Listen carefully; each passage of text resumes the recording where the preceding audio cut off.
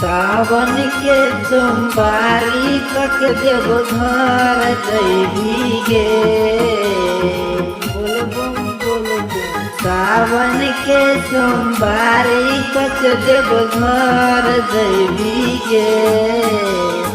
बाबा भोला पर तू जल चढ़ाले दुल्हा कोई भीगे। सावन में बाबा के जल चढ़ाले दुल्हा कोई भीगे। कहबर लगे सावन में देव घर जइगे।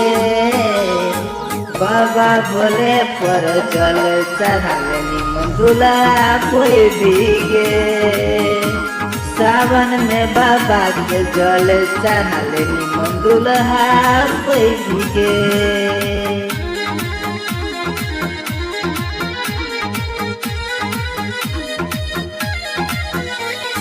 सावन में बाबा के जल चढ़ाले दुल्हा कोई भीगे। सावन में बाबा के जल चढ़ाले दुल्हा कोई भीगे। कोसी गई है जल उठा कर देव घर है गे। बढ़िया संग बोल बोले बाबा दुआर है गे। कहू संगू काबर लहका कोसी गई है जल भैली है गे। रास्ता पेरा बोल के नारा लगावे गे। भोला के जब जल चढ़ेगा भोला खुश है तो गे। सावन में बाबा के जल चढ़ाले दुल्हा मिले तो गे। सावन में बाबा के जल चढ़ाले दुल्हा मिले तो गे।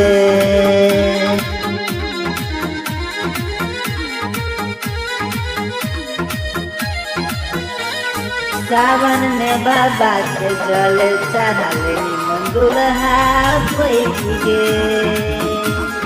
सावन में बाबा के जल चढ़ाले दुल्हा कोई भीगे। मन के आशा विश्वास तोर पूरा कह दे तो। मन में सपना छो बाबा तोर पूरा दे तो।